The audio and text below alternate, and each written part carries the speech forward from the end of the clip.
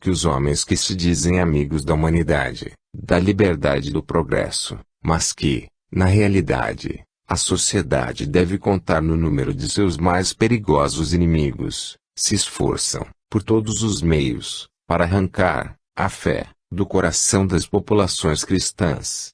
Porque, caríssimos irmãos, é nosso dever vos advertir, nós que somos encarregados de velar pela guarda de vossas almas, a fim de que os nossos avisos vos tornem prudentes e precavidos. Talvez jamais se tenha visto uma conspiração mais odiosa, mais vasta, mais perigosa e mais hábil, isto é, organizada de modo mais infernal contra a fé católica que a que hoje existe.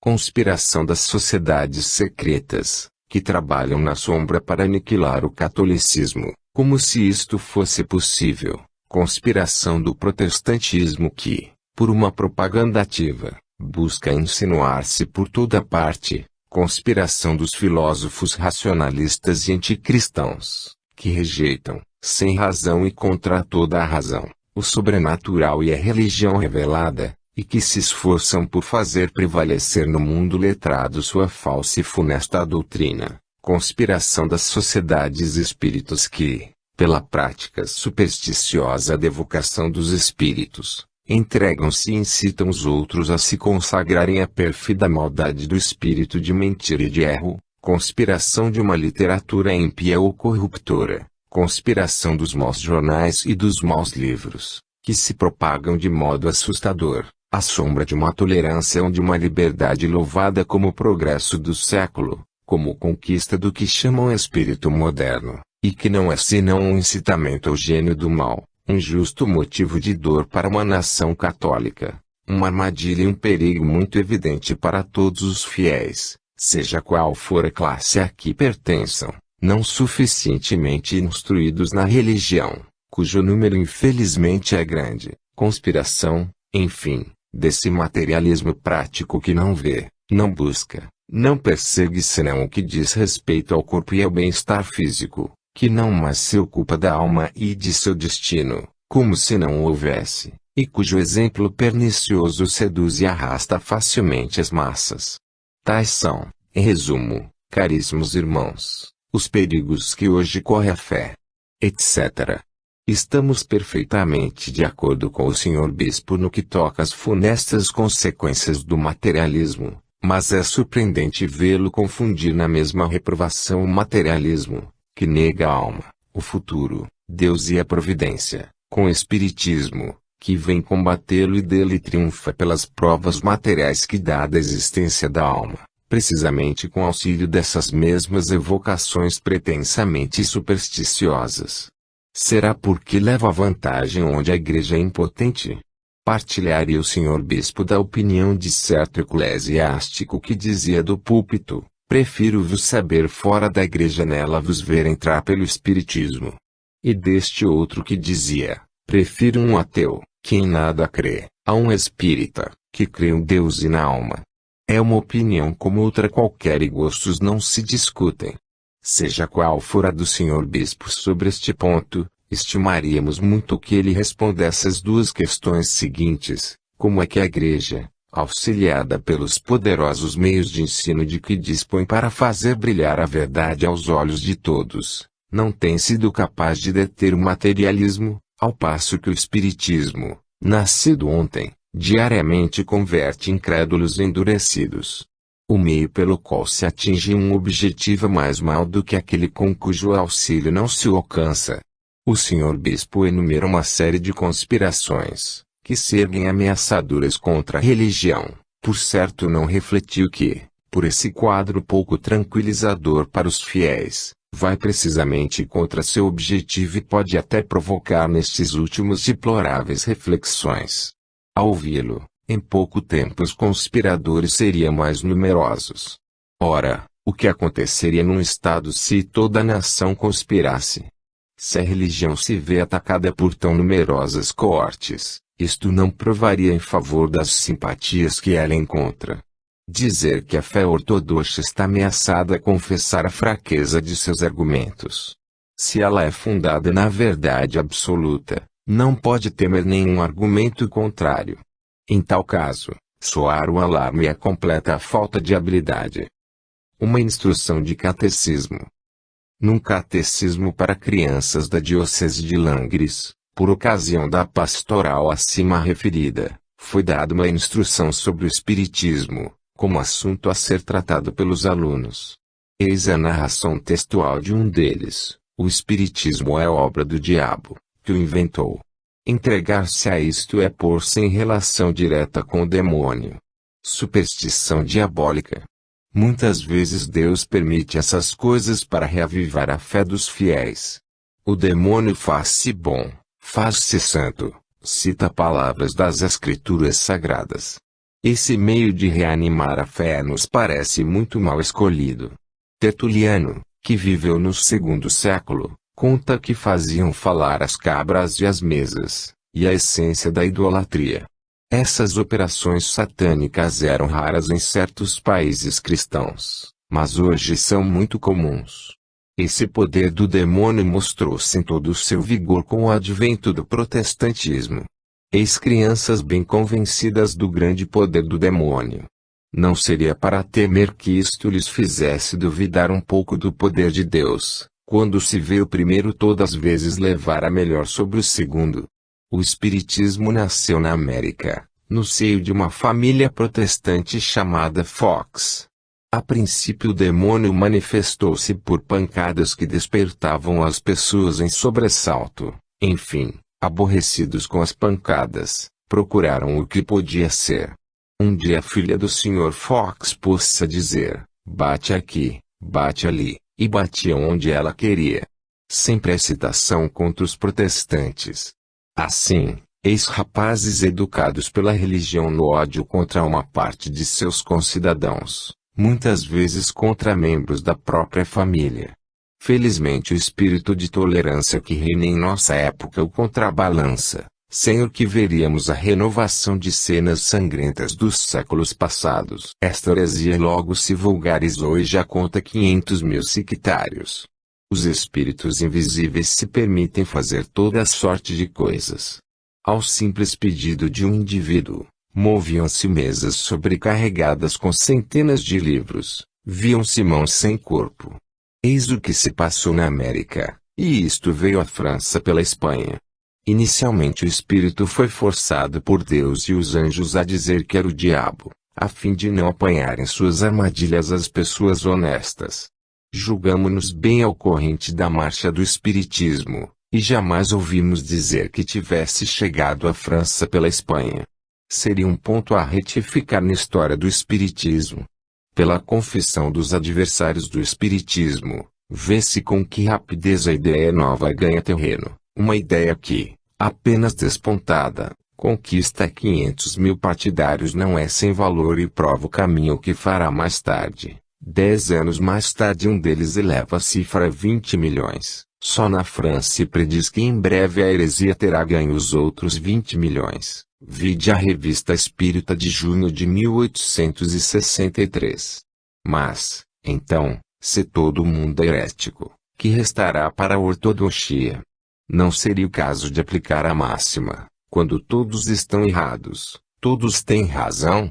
Que teria respondido o instrutor, se uma criança insuportável de seu jovem auditório lhe tivesse feito a pergunta: como é possível que a primeira pregação de São Pedro só converteu 3.000 judeus, enquanto o Espiritismo, que é obra de Satanás, fez imediatamente 500.000 adeptos? Será Satanás mais poderoso do que Deus? Talvez ele lhe tivesse respondido: é porque eram protestantes. Satã diz que é um espírito bom, mas é um mentiroso. Um dia quiseram que a mesa falasse, ela não quis responder, julgaram que a presença de eclesiásticos a impedia.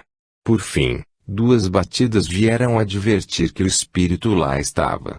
Perguntaram-lhe: Jesus Cristo é Filho de Deus? Não. Reconheces a Santa Eucaristia? Sim. A morte de Jesus Cristo aumentou os teus sofrimentos? Sim. Então há padres que assistem a essas reuniões diabólicas. A criança insuportável poderia ter perguntado por que, quando vem, não fazem o diabo fugir. Eis uma cena diabólica. Assim dizia o Sr. Allan Kardec, a velhacaria dos espíritos mistificadores ultrapassa a tudo quanto se possa imaginar. Havia dois espíritos, um representando o bom, outro, o mal. Ao cabo de alguns meses disse um: aborreço-me de vos repetir palavras melífluas, nas quais não penso. Então és o espírito do mal? Sim. Não sofres falando de Deus, da Virgem e dos santos? Sim. Queres o bem ou o mal? O mal. Não és o espírito que falava há pouco? Não. Onde estás? No inferno. Sofres? Sim. Sempre? Sim. Estás submetido a Jesus Cristo? Não, a Lúcifer. Ele é eterno? Não. Gostas do que tenho na mão? Eram medalhas da Santa Virgem? Não. Julguei-vos inspirar confiança. O inferno me reclama. Adeus. O relato é muito dramático, sem dúvida, mas seria muito hábil quem provasse que temos algo a ver com isso. É triste ver a que expedientes são obrigados a recorrer para dar fé. Esquecem que essas crianças crescem e refletirão. A fé que repousa em tais provas tem razão de temer conspirações. Acabamos de ver o espírito do mal forçado a confessar que era o tal. Eis uma outra frase que o lápis do médium escrevia: se queres entregar-te a mim, alma, espírito e corpo, satisfarei os teus desejos. Se queres estar comigo, escreve teu nome por baixo do meu. E escrevia: Gefle ou Satã. O médium tremia e não escrevia. Tinha razão. Todas as sessões terminam por estas palavras: queres aderir? O demônio queria que fizessem um pacto com ele. Entrega-me a tua alma. Disse um dia alguém. Quem és tu? Responderam. Sou o demônio. Que queres? Possuir-te. Não há purgatório, os celerados, os maus, tudo isto há no céu. Que dirão estes meninos quando testemunharem algumas evocações e, em vez de um pacto infernal, ouvirem os espíritos dizer: amai a Deus acima de todas as coisas, e ao próximo como a vós mesmos, praticai a caridade ensinada pelo Cristo, sede bons para com todos, mesmo com os vossos inimigos, orai a Deus e segui os seus mandamentos para serdes felizes neste mundo e no outro. Todos esses prodígios, todas essas coisas extraordinárias vêm dos espíritos das trevas. O Sr. Rome, espírita fervoroso, nos diz que por vezes o solo vibra sob os seus pés, os aposentos estremecem, as pessoas se arrepiam, uma mão invisível nos apalpa os joelhos e os ombros, uma mesa pula. Perguntam: estás aí? Sim. Dá provas disto. E a mesa se ergue 2 vezes. Ainda uma vez. Tudo isto é muito dramático, mas, entre os jovens ouvintes, certamente mais de um desejou vê-lo e não perderá a primeira oportunidade. Também se encontrarão mocinhas impressionáveis, de organização delicada que, ao menor comichão, julgarão sentir a mão do diabo e passarão mal. Todas essas coisas são ridículas. A Santa Igreja, mãe de todos nós, faz-nos ver que isto não passa de mentira. Se tudo isto for ridículo e mentiroso, por que, então, dar tanta importância? Por que apavorar as crianças com quadros sem nenhuma realidade? Se há mentira, não é precisamente nesses quadros. Na evocação dos mortos, por exemplo, não se deve crer que sejam os nossos parentes que nos falam. É Satã quem fala e se dá por um morto. Certamente estamos em comunicação pela comunhão dos santos. Na vida dos santos temos exemplos de aparições de mortos, mas é um milagre da sabedoria divina e esses milagres são raros. Eis o que nos dizem: algumas vezes os demônios se dão por mortos e, também, por santos. Algumas vezes não é sempre, portanto, pode acontecer que o espírito que se comunica não seja um demônio. Eles podem fazer muitas outras coisas. Certo dia, um médium que não sabia desenhar reproduziu, com a mão conduzida por um espírito, as imagens de Jesus Cristo e da Santa Virgem que, apresentadas a alguns de nossos melhores artistas, foram julgadas dignas de ser expostas. Ouvindo isto, Um aluno bem poderia pensar: e se um espírito pudesse conduzir-me a mão para fazer meu dever e ganhar um prêmio? Tentemos. Saul consultou a pitonisa de Endor e Deus permitiu que Samuel lhe aparecesse para dizer: por que perturbas o meu repouso? Amanhã estarás comigo no túmulo. Nossos Sauís de Salão bem que deveriam pensar nesta história. São Felipe de Néria nos diz: se a Santa Virgem vos aparecer, ou mesmo nosso Senhor Jesus Cristo, cuspi-lhe no rosto, pois seria apenas uma trapaça do demônio para vos induzir em erro. O que vem a ser a aparição de Nossa Senhora da Salete e a duas pobres crianças.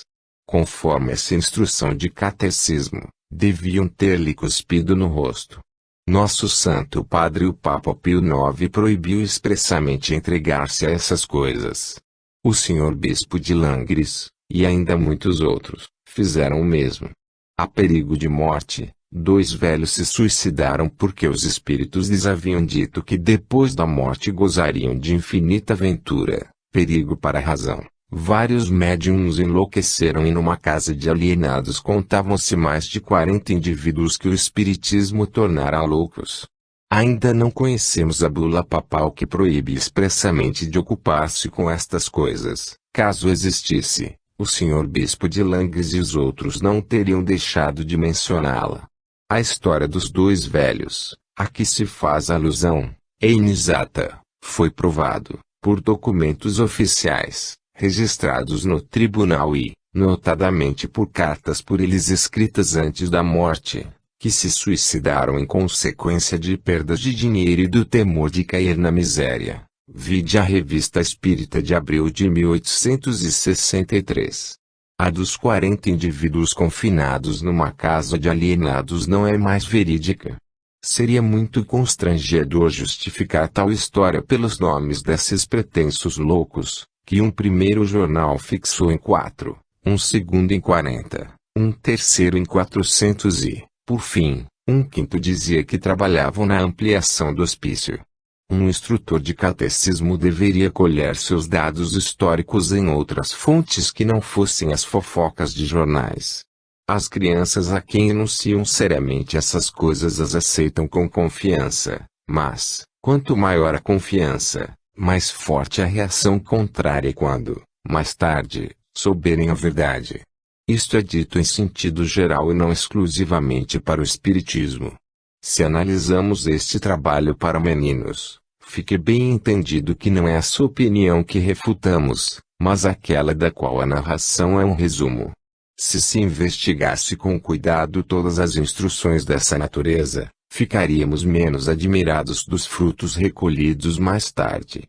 Para instruir a infância é preciso grande tato e muita experiência, porque é inimaginável o alcance que poderá ter uma única palavra imprudente que, como o joio, germina nessas jovens imaginações como em terra virgem.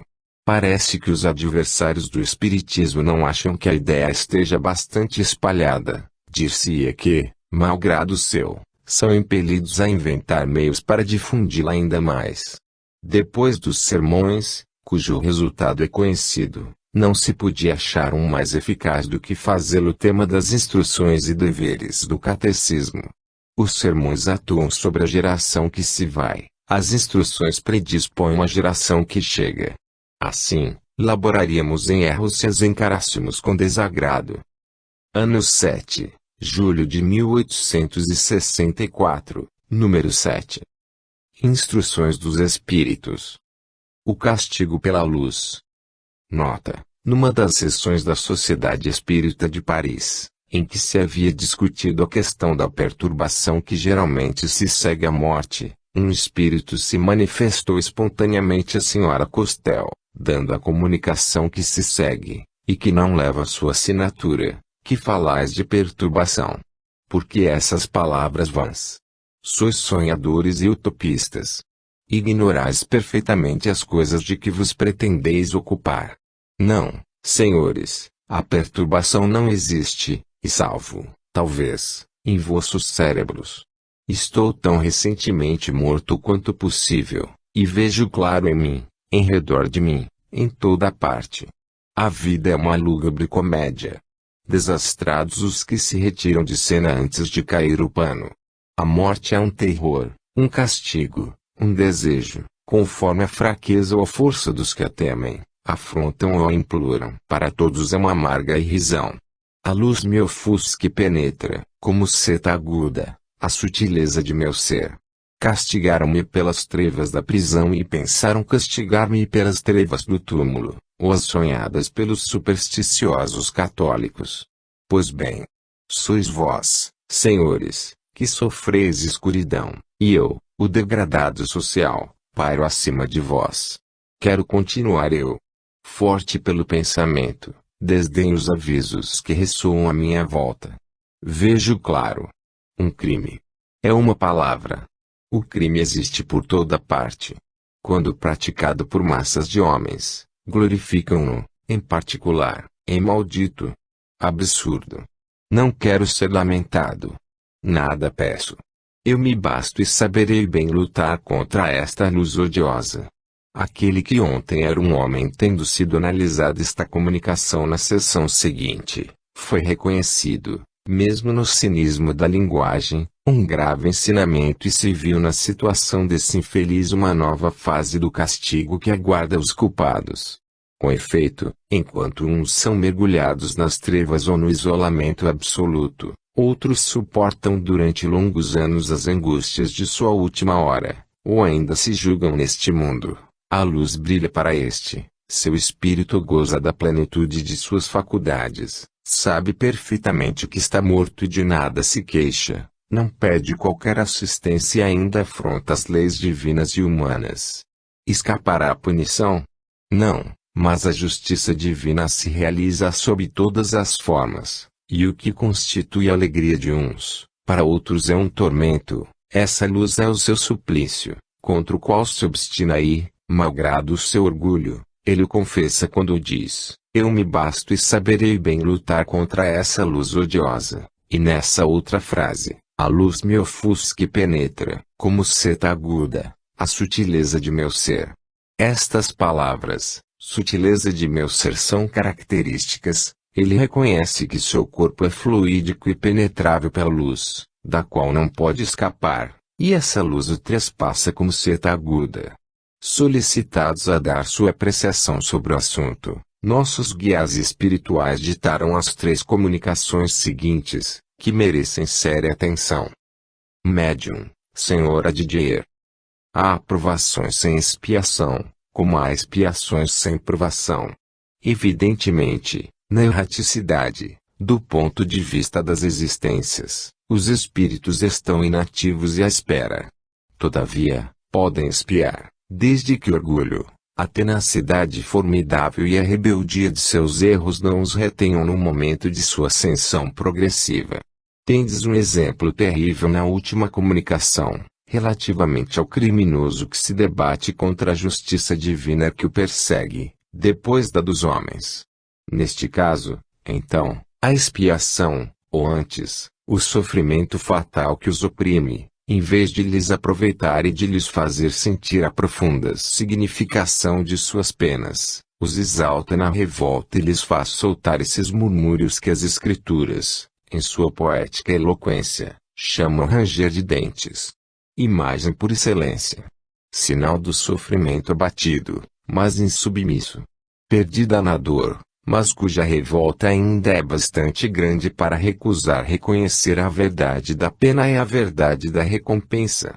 A miúde os grandes erros se prolongam quase sempre no mundo dos espíritos, do mesmo modo, as grandes consciências criminosas. Ser dono de si, a despeito de tudo, e pavonear-se diante do infinito, assemelha-se a essa cegueira do homem que contempla as estrelas e as toma por arabescos de um teto, como imaginavam os gauleses do tempo de Alexandre. Existe o infinito moral. Miserável é aquele, ínfimo é aquele que, a pretexto de continuar as lutas e as bravatas abjetas da terra, não vê mais longe no outro mundo do que aqui embaixo.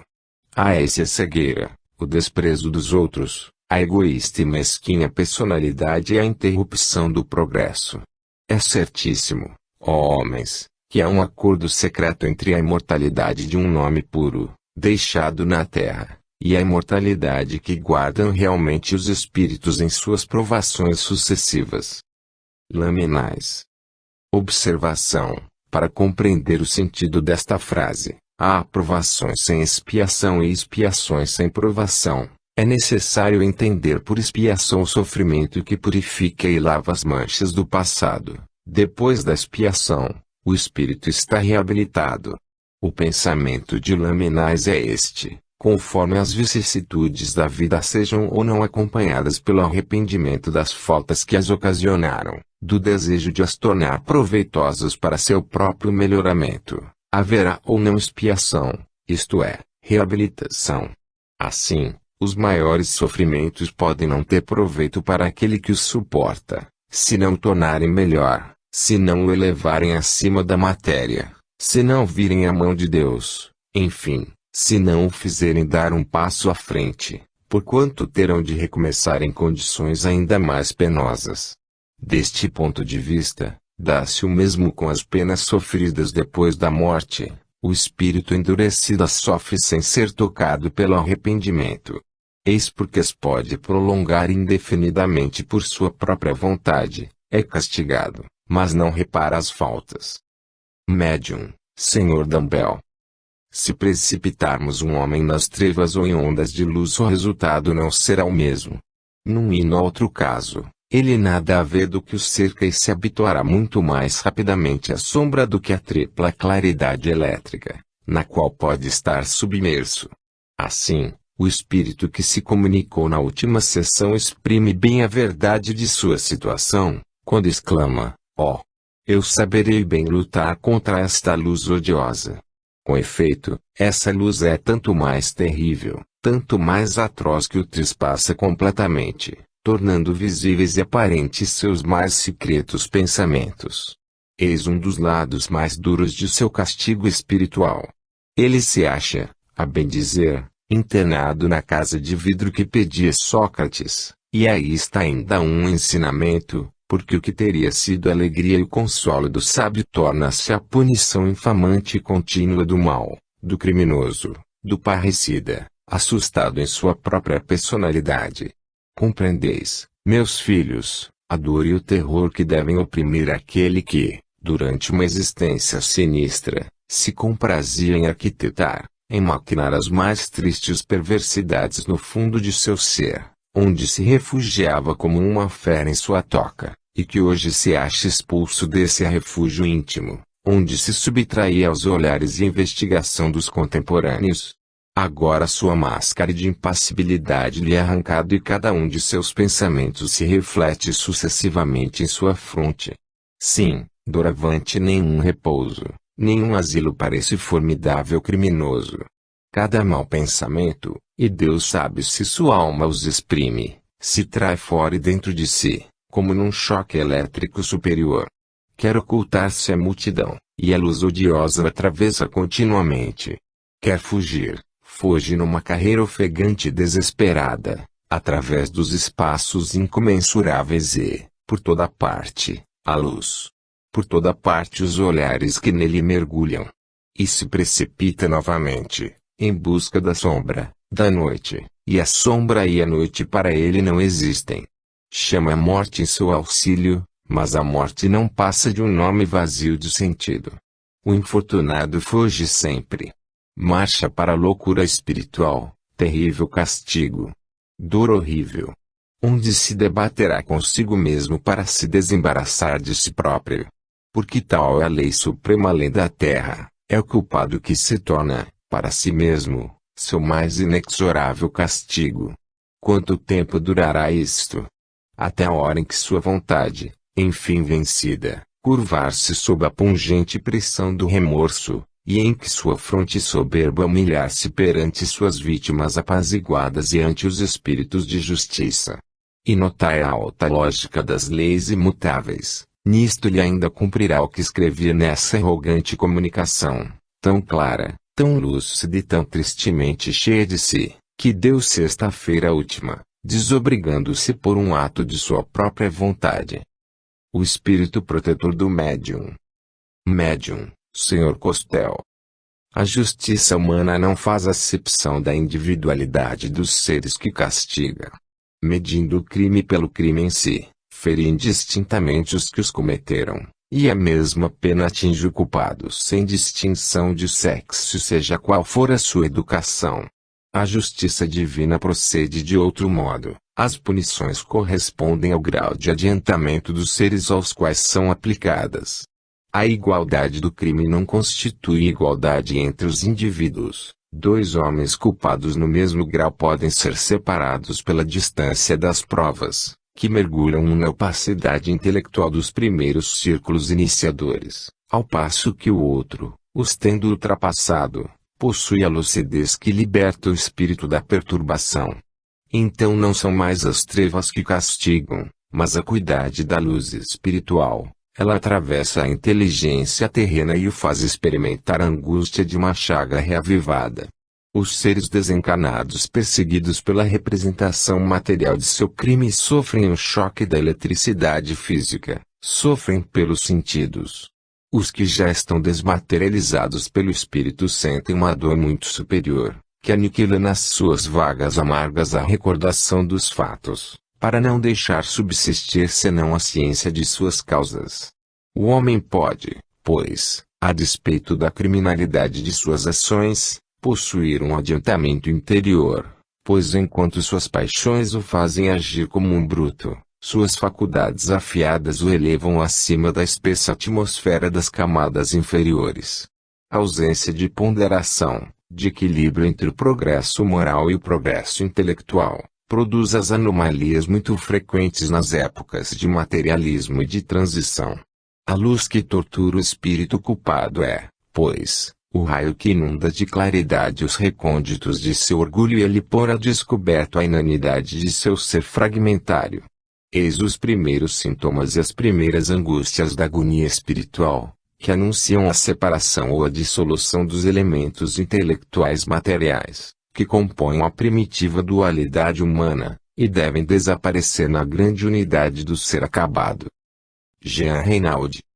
Observação: recebidas simultaneamente, estas três comunicações se complementam, apresentando o castigo sob novo aspecto, eminentemente filosófico, um pouco mais racional que as chamas do inferno, com suas cavernas guarnecidas de navalhas. Vide a religião e o progresso. Neste números, é provável que os espíritos, querendo tratar a questão por um exemplo, tenham provocado, com esse objetivo, a comunicação espontânea do espírito culpado. Ano 7, agosto de 1864, número 8. Os milagres de nossos dias. Por Aug. Bes. Sob esse título, o Sr. Aug.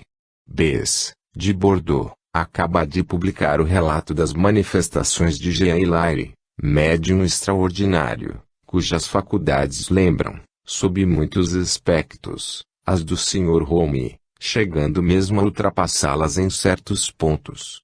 O Sr. Home é um homem do mundo, de maneiras afáveis e cheias de urbanidade, que só se revelou a mais alta aristocracia. Jean Hilaire é um simples cultivador da Charente inferior, pouco letrado, que vive do seu trabalho.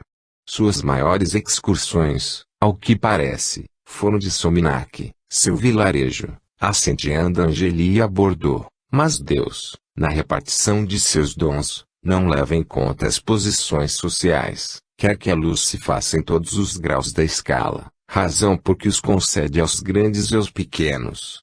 A crítica e a calúnia odiosa não pouparam o Sr. Home. Sem consideração às altas personagens que o honraram com sua estima, que o receberam e ainda o recebem em sua intimidade, a título de comensal e amigo, a incredulidade zombeteira, que nada respeita, se deleitou em ridicularizá-lo, em apresentá-lo como vil charlatão e hábil prestidigitador, numa palavra, como um saltimbanco de fina educação. Não se deteve nem mesmo ante a ideia de que tais ataques atingiam a honorabilidade das mais respeitáveis pessoas, acusadas, por isso mesmo, de conivência com um suposto ilusionista. Dissemos a seu respeito que basta tê-lo visto para julgar que seria o mais desastrado charlatão, porque não tem atitudes audaciosas nem loquacidade, que se não coadunariam com a sua timidez habitual. Aliás, quem poderia dizer que alguma vez ele tivesse fixado preço às suas manifestações? O motivo que ultimamente o conduzia a Roma, de onde foi expulso, para lhe se aperfeiçoar em escultura e desta tirar seus recursos, é o mais formal desmentido aos seus detratores. Mas que importa? Eles disseram que é um charlatão, e não querem dar o braço a torcer. Os que conhecem Hilário igualmente puderam convencer-se de que ele seria um charlatão ainda mais desastrado. Nunca seria demais repetir, o móvel do charlatanismo é sempre o interesse, onde não há nada a ganhar o charlatanismo não tem objetivo, onde teria a perder, seria uma estupidez. Ora, que proveito material tirou Hilário de suas faculdades? Muitas fadigas, uma grande perda de tempo, aborrecimentos, perseguições, calúnias. O que ganhou, e para ele não tem preço, foi uma fé viva em Deus, que antes não tinha, uma fé em sua bondade, na imortalidade da alma e na proteção dos espíritos bons. Não é este, exatamente, o fruto visado pelo charlatanismo. Mas ele sabe, também, que essa proteção não se obtém senão se melhorando, é o que se esforça por fazer, e o que, também, não interessa aos charlatães. É, igualmente, o que o faz suportar com paciência as vicissitudes e as privações. Em semelhantes casos, uma garantia de sinceridade está, pois, no absoluto desinteresse. Antes de acusar um homem de charlatanismo, é preciso perguntar que proveito pode tirar em enganar os outros, pois os charlatães não são tolos a ponto de nada ganhar e, ainda menos, de perder, ao invés de ganhar. Assim, os médiuns têm uma resposta peremptória a dar aos detratores, perguntando-lhes, quanto me pagaram para fazer o que faço? Uma garantia não menos significativa e susceptível de causar viva impressão é a reforma de si mesmo. Só uma profunda convicção pode levar um homem a vencer-se, a desembaraçar-se do que tem de mal, a resistir aos perniciosos arrastamentos. Então, já não é apenas a faculdade que se admira, mas a pessoa que se respeita e se impõe à zombaria. As manifestações obtidas por Hilário são, para ele, uma coisa santa, considera-as como um favor de Deus. Os sentimentos que elas lhe inspiram estão resumidos nas seguintes palavras, extraídas do livro do Sr. Bess. O rumor desses novos fenômenos espalhou-se por toda parte com a rapidez do relâmpago. Todos os que, até então, ainda não haviam assistido a manifestações espíritas, ficaram mortos de vontade de ver. Mais que nunca, Hilário foi assediado por pedidos e convites de toda a sorte. Ofertas de dinheiro foram feitas por várias pessoas, a fim de o decidir a dar sessões em suas casas, mas Hilário sempre teve a convicção profunda de que suas faculdades não lhe foram dadas senão visando a caridade, a fim de trazer a fé à alma dos incrédulos e, assim, arrancá-los ao materialismo, que os corrói sem piedade e os mergulha no egoísmo e no deboche.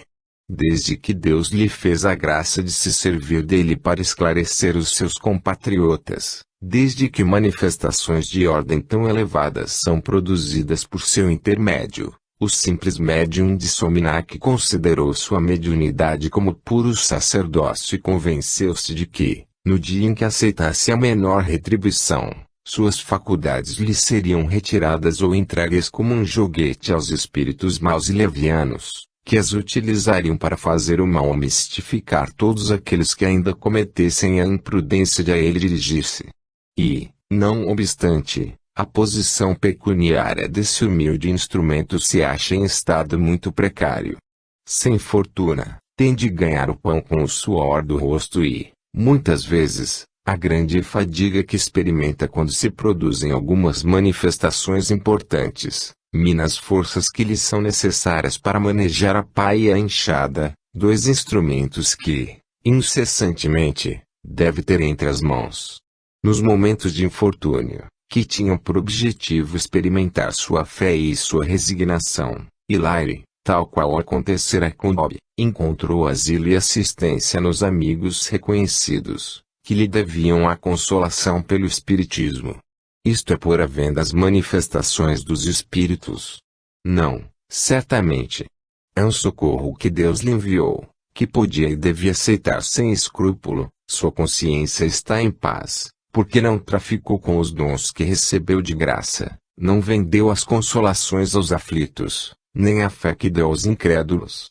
Quanto aos que lhe vieram em auxílio, cumpriram um dever de fraternidade, pelo que serão recompensados.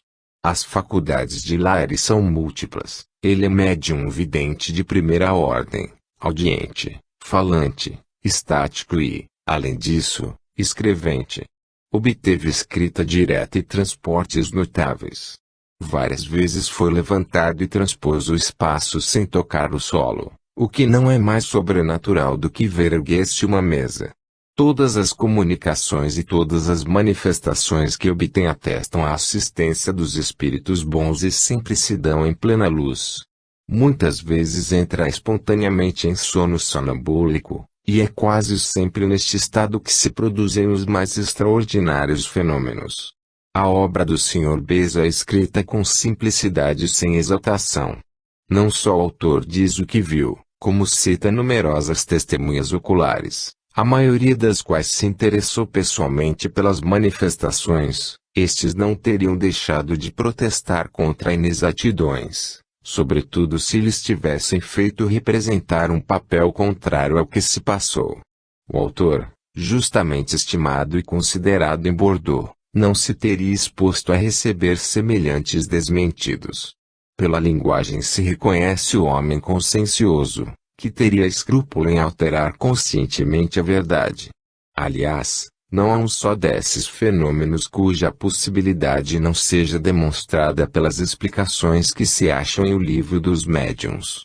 Esta obra difere da do Sr. Home, em vez de ser uma simples compilação de fatos, muitas vezes repetidos, sem deduções nem conclusões, encerra, sobre quase todos os que são relatados, apreciações morais e considerações filosóficas que dele fazem um livro ao mesmo tempo interessante e instrutivo, no qual se reconhece o espírita, não só convicto, mas esclarecido.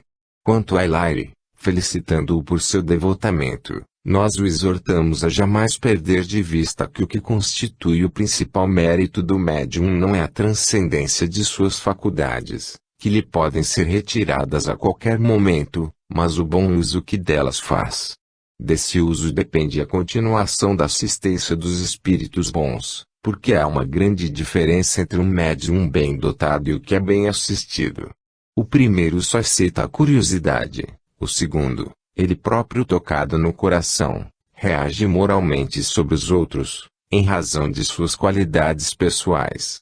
Desejamos, tanto no seu próprio interesse quanto no da causa, que os elogios de amigos, geralmente mais entusiastas que prudentes, nada lhe tirem de sua simplicidade e de sua modéstia, e não o façam cair na armadilha do orgulho, que já perdeu tantos médiuns. Ano 7, setembro de 1864, número 9. Instruções dos Espíritos. Os Espíritos na Espanha. Barcelona, 13 de junho de 1864, médium, Sra. J. Venho junto a vós para que tenhais a bondade de me recomendar a Deus em vossas preces, porque sofro e desejo que as caridosas almas encarnadas tenham compaixão de um pobre espírito que pede perdão a Deus. Por muito tempo entreguei-me ao mal, hoje, porém, venho dizer aos espíritos que o fazem, cessai, almas impuras, as vossas iniquidades, cessai de ser incrédulas e de levar uma vida errante, tal qual a vossa, cessai de fazer o mal, porque Deus diz aos espíritos bons, e de purificar essas almas perversas, que jamais conheceram o bem, é preciso que cesse o mal, porque estão próximos os tempos em que a terra deve ser melhorada. Para que ela seja melhor, é preciso que as almas imaculadas, que diariamente vêm povoá-la, se purifiquem, a fim de habitar novamente a terra, melhores e mais caridosas. É o que disse Deus a seus espíritos bons. E eu, que era um dos mais cruéis na obsessão, hoje venho dizer aos que fazem o que eu fazia, almas transviadas, segui-me, pedi perdão a Deus e a essas almas puras que vos estendem o braço, implorai, e Deus vos perdoará, mas perdoai também, e arrependei-vos. O perdão é tão doce. Ah!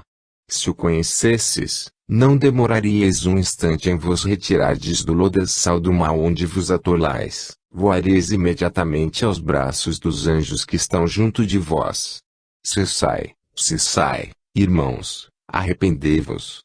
Meus amigos, permiti que eu vos dê esse nome, embora não me conheçais. Sou um desses espíritos que tudo fizeram, exceto o bem, mas a cada pecado, misericórdia, e, já que Deus me concede o perdão e os anjos me chamam de irmão, espero que vós, que praticais a caridade, orareis por mim, pois tenho de passar por provas muito duras, mas elas são merecidas. P. Há muito tempo que enveredaste pelo bem? Resp. Não, meus amigos, há pouco tempo, pois sou o espírito obsessor da menina de Marmande. Sou Jules. Venho pedir às almas caridosas que orem por mim e dizer aos meus antigos companheiros, parai. Não façais mais mal, porque Deus perdoa aos pecadores arrependidos, arrependei-vos e sereis absolvidos. Venho trazer-vos as palavras de paz, recebei do anjo aqui presente o santo batismo, como eu recebi. Eu vos deixo, caros amigos, recomendando não me esqueçais em vossas boas preces. Adeus. Jules. Tendo perguntado ao espírito se o da pequena Carita, sua protetora, o acompanhava, respondeu afirmativamente. Pedimos a esse espírito bom que dissesse algumas palavras a respeito das obsessões que há tanto tempo combatemos.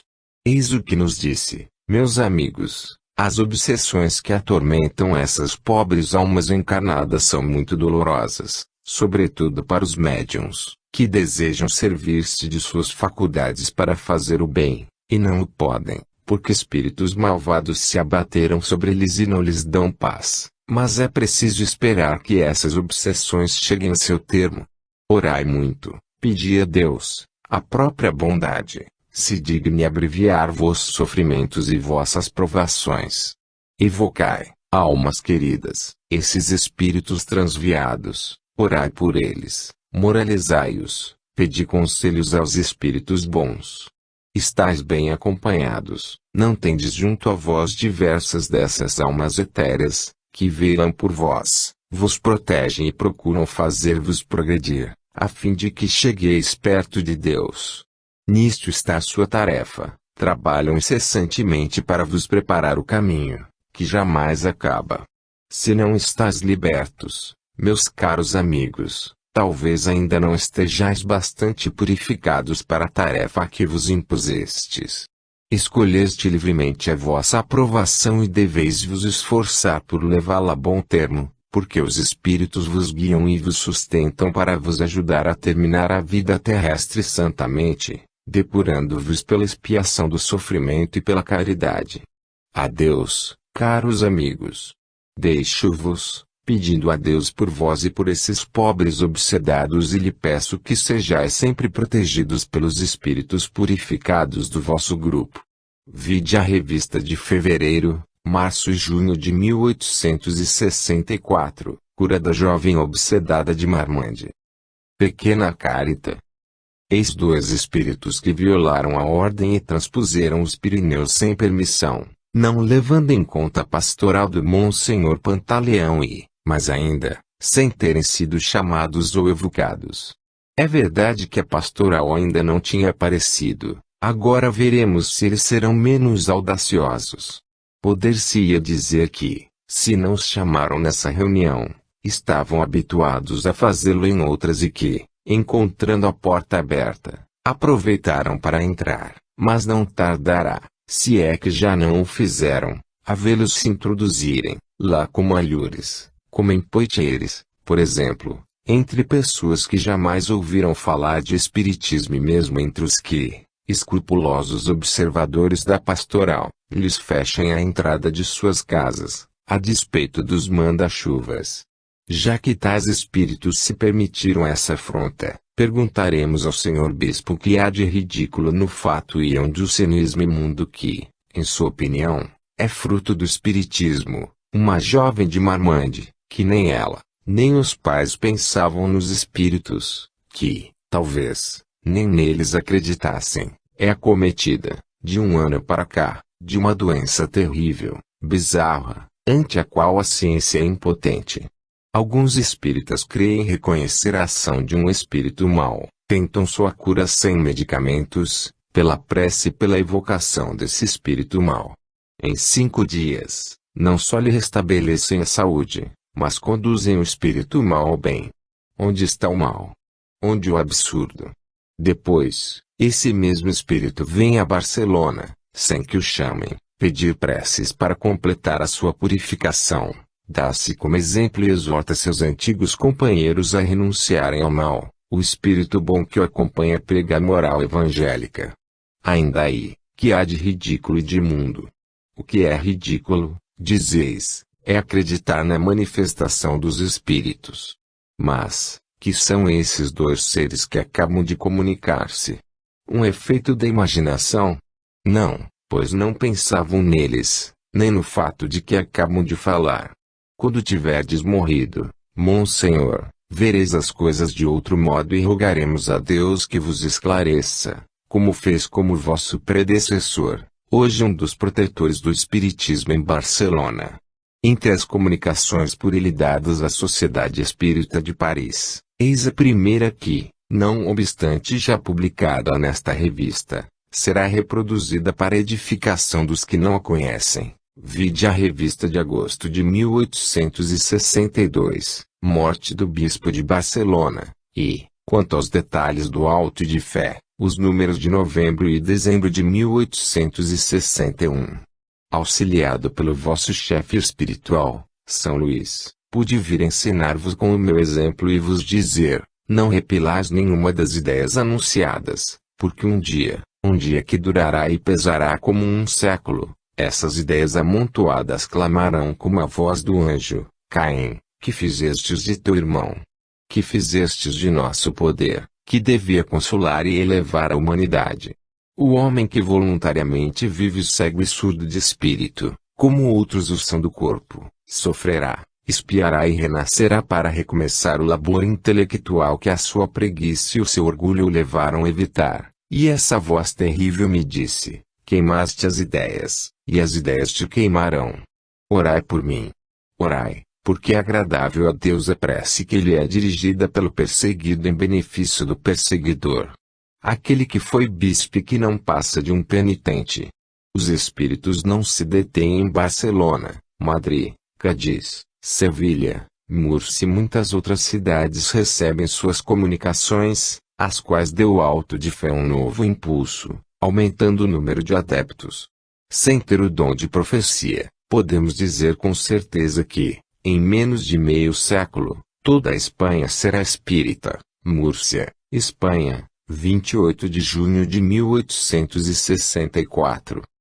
Pergunta um espírito protetor, poderíeis falar do estado das almas encarnadas em mundos superiores ao nosso? Resposta, como ponto de comparação com o vosso, toma um mundo sensivelmente mais adiantado, onde a crença em Deus, na imortalidade da alma, na sucessão das existências para alcançar a perfeição, são outras tantas verdades reconhecidas e compreendidas por todos, onde a comunicação dos seres corpóreos com o mundo oculto é, por isso mesmo, muito fácil. Ali os seres são menos materiais que em vossa terra, e não se acham sujeitos a todas as necessidades que vos pesam, formam a transição entre os corpóreos e os incorpóreos. Lá não há barreiras separando os povos, nem guerras, todos vivem em paz, praticando entre si a caridade e a verdadeira fraternidade. As leis humanas ali são inúteis, cada um traz consigo a consciência, que é o seu tribunal. O mal é raro e mesmo esse mal seria quase o bem para vós. Em relação a vós eles seriam perfeitos, mas ainda estão bem longe da perfeição divina, necessitam, ainda, de várias encarnações em diversos orbes, para completarem a purificação. Aquele que na Terra vos parece perfeito seria considerado como um revoltado e um criminoso no mundo de que vos falo. Vossos grandes sábios ali seriam os últimos ignorantes. Nos mundos superiores as produções da natureza nada têm de comum com as do vosso globo, tudo ali é apropriado à organização menos material dos habitantes. Não é pelo suor do rosto e pelo trabalho manual que tiram alimento. O solo produz naturalmente o que lhes é necessário. Contudo não estão inativos, mas suas ocupações são bem diferentes das vossas. Não tendo que prover as necessidades do corpo acodem as do espírito, compreendendo cada um por que foi criado, estão positivamente seguros de seu futuro e trabalham sem trégua ao seu próprio melhoramento e à purificação de sua alma. Ali a morte é considerado um benefício. O dia em que a alma deixa o seu invólucro é um dia feliz. Sabe-se aonde se vai, passa-se primeiro, para ir mais longe esperar os pais, os amigos e os espíritos simpáticos, deixados para trás. Terra de paz, morada feliz, onde as vicissitudes da vida material são desconhecidas, onde a tranquilidade da alma não é perturbada pela ambição, nem pela sede de riquezas. Felizes os que te habitam. Eles alcançam o fim que perseguem há tantos séculos, veem, sabem, compreendem, regozijam sem pensar no futuro que os espera e trabalham com mais ardor para chegar mais prontamente. Um espírito protetor. Esta comunicação nada oferece que já não tenha sido dito sobre os mundos adiantados, mas não é menos interessante ver a concordância que se estabelece no ensino dos espíritos nos diversos pontos do globo. Com tais elementos, como não se haveria de dar a unidade da doutrina? Até agora, estando constituídos os pontos fundamentais da doutrina, os espíritos têm pouca coisa nova a dizer, não os podem senão repetir em outros termos, desenvolver e comentar os mesmos assuntos, o que estabelece certa uniformidade em seus ensinos. Antes de abordar novas questões, deixam as que estão resolvidas o tempo de se identificarem com o pensamento. Mas, à medida que o momento é propício para dar um passo à frente, vemo-los abordar novos assuntos que, mais cedo, teriam sido prematuros. Ano 7, outubro de 1864, número 10. O sexto sentido e a visão espiritual. Ensaio teórico sobre os espelhos mágicos. Dá-se o nome de espelhos mágicos a objetos, geralmente de reflexos brilhantes, tais como gelo, placas metálicas, garrafas, vidros, etc., nos quais certas pessoas veem imagens que lhes projetam acontecimentos afastados, passados, presentes e, por vezes, futuros, e as põem em condição de responder às perguntas que lhes são dirigidas. O fenômeno não é excessivamente raro. Os espíritos fortes os taxam de crença supersticiosa, refeito da imaginação, charlatanismo, como tudo o que não podem explicar pelas leis naturais conhecidas. O mesmo se dá com todos os efeitos sonambúlicos e mediúnicos. Mas se o fato existe, sua opinião não poderia prevalecer contra a realidade, e se é mesmo forçado a admitir a existência de uma nova lei, ainda não observada. Até agora não nos estendemos sobre este assunto, a despeito dos numerosos fatos que nos eram relatados, porque temos por princípio não afirmar senão o que podemos dar conta, já que é nosso hábito, tanto quanto possível, dizer o como e o porquê das coisas, isto é, juntar ao relato uma explicação racional. Mencionamos o fato com o testemunho de pessoas sérias e respeitáveis, mas, admitindo a possibilidade do fenômeno e, mesmo, a sua realidade, ainda não tínhamos visto com suficiente clareza o que lei podia ligar-se para ficar em condições de dar-lhe uma solução. Daí porque nos abstivemos. Além disso, os relatos que tínhamos à vista podiam estar carregados de exagero, faltavam, sobretudo, certos detalhes de observação, os únicos que podem ajudar a fixar as ideias. Agora que vimos, observamos e estudamos, podemos falar com conhecimento de causa. Inicialmente vamos relatar, de modo sumário, os fatos que testemunhamos. Não pretendemos convencer os incrédulos, queremos apenas tentar esclarecer um ponto ainda obscuro da ciência espírita.